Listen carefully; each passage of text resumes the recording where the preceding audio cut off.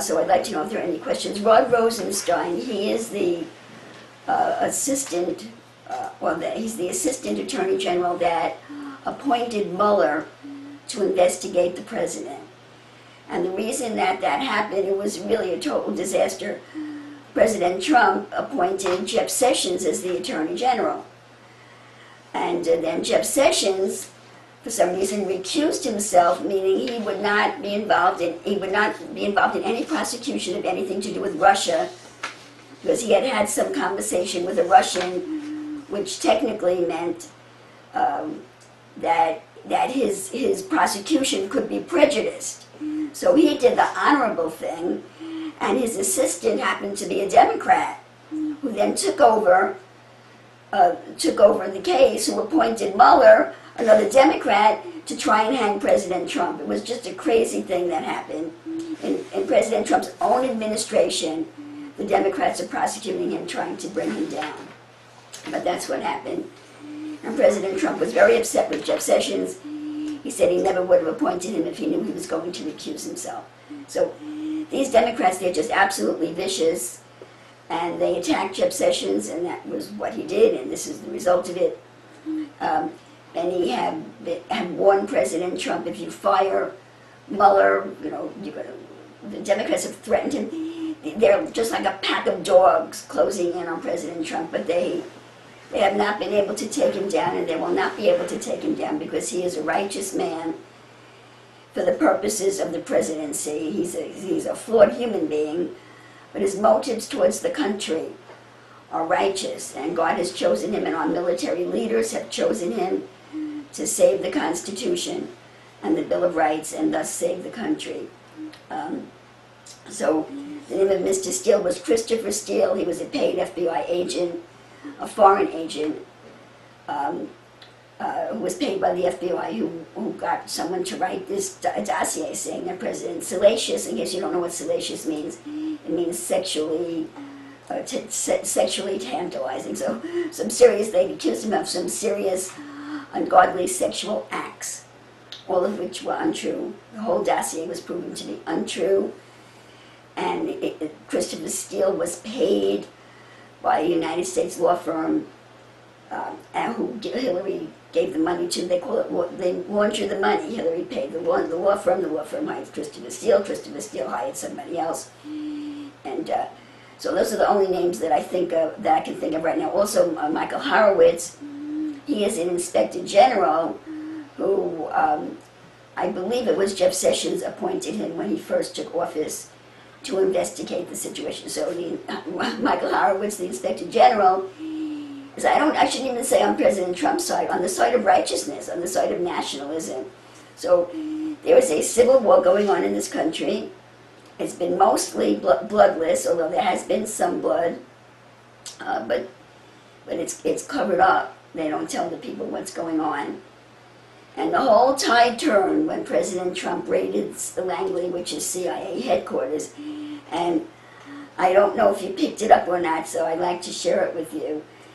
There's been so much going on. I spend hours following this, so I assume that you don't follow it like I do, because you all have secular jobs, and this is my job to follow this, as well as bringing forth the revelation. There have been missing computers. When Hillary was challenged, she said that her staff destroyed a certain number of computers. They destroyed them. They took a device and they smashed them so that you couldn't read what was on them. Also, Huma, who was Hillary's closest assistant, who was married to what's that guy's name? The guy that was convicted for sex texting. That he had to resign as the House representative. I'm sorry, I'm not that good with names. And her all of this classified data was found on her computer and on her husband's computer, who is now in jail for sexting a 15-year-old girl with his baby son in his arms. Now, to be honest with you, when I first saw that picture of him texting with his baby son, like 6-month-old son, in his arms, I thought he was just babysitting and being stupid, Then you have to realize that he's all into pedophilia. So that had to be very significant that he was sexting with his baby son in his arms. But he's in jail for sexting that 15-year-old girl. And at the moment, his name is eluding me. So that computer disappeared. A lot of computers disappeared that would have had damning evidence. And the heads of the departments, the heads of the FBI, the heads of the CIA went before Congress and swore under oath that these computers had been destroyed. And they were discovered in a secret room, not destroyed, completely whole, in a secret room in the CIA headquarters when the Marines invaded Langley. So we're dealing with some very evil people, brethren. By and large, they're Luciferians. They're all Luciferians and Satanists, okay? So the bottom of the swamp is that they're Luciferians and they're Satanists, and their goal is to turn the whole world into the kingdom of Lucifer. And that will require wiping out the United States and all the Christians. No one's talking about that yet, okay? The next level up is that they're crooks and making themselves millionaires and billionaires, and that they've been destroying America for money. But there's a layer below that, and the layer below that is that they're Luciferians and Satanists. And I don't want to take up too much of your time, but I will say one more thing. Eric Holder, who was the Attorney General under Obama, or one of the Attorney Generals under Obama, he was on the news saying he's coming.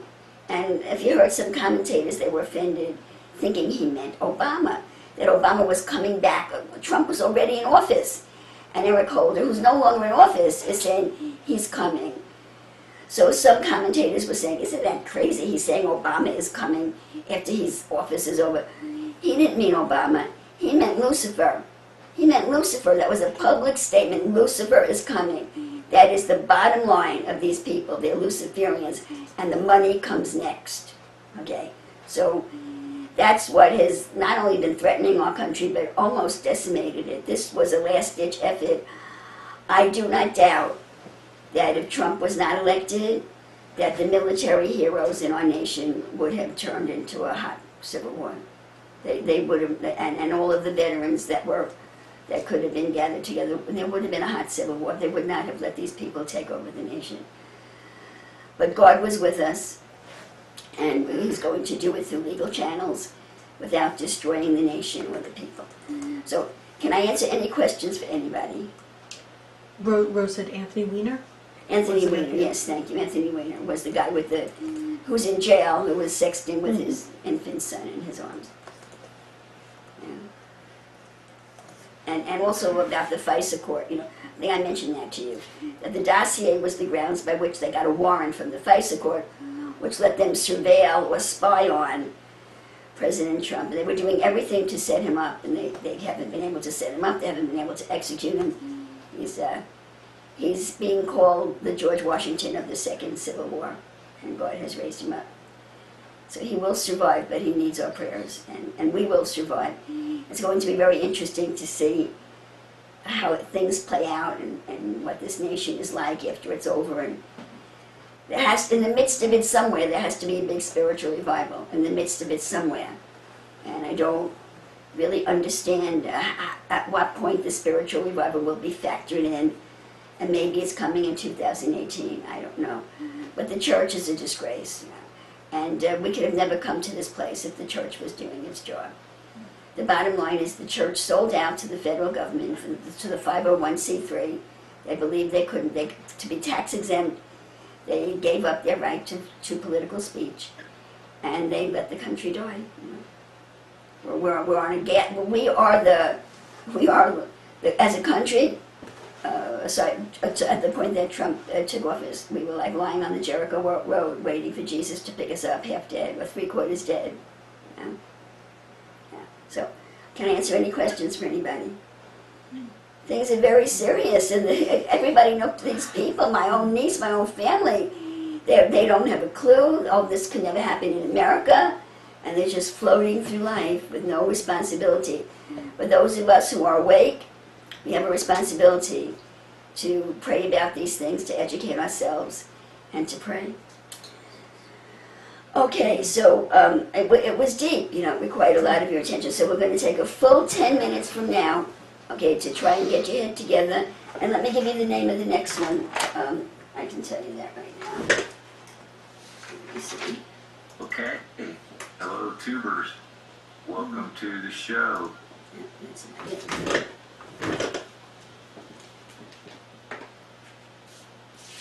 The next one is about Mueller.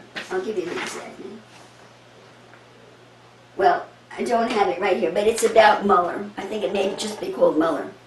Do you have it written down by any chance? Mueller is burnt toast? The one before that is first. It's just Mueller? Eric Sherman. Yeah, no, I didn't have her. That's the only one I wrote back. I thought it was written twice. No, it wasn't written twice. It's two different videos. I think it's just Mueller, and then the one after that is Mueller Toast. Yeah. You know, Mueller, he's the prosecutor, and of course, let me tell you this one thing that is really important. The key to this whole thing is that all of the people that are witnesses against Trump, that they're hoping to, at the very least, get him on obstruction of justice, they couldn't get him on treason. All of the witnesses against him are the people that are guilty of all of these crimes. So they're actually witnesses against Trump who's innocent. They're swearing that he's doing what they're doing. So the whole point is this, that because of this memo, Mueller, who's prosecuting Trump on Russian collusion, okay, if he's really doing the job of pursuing the truth about a Russian collaboration, if he's really doing that, he has to investigate the people who are witnessing against Trump, because the people who are witnessing against Trump are the ones who are doing it.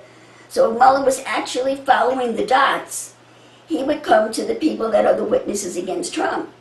Now he has to answer to why he hasn't investigated the witnesses against Trump, and why he's letting them be witnesses against Trump.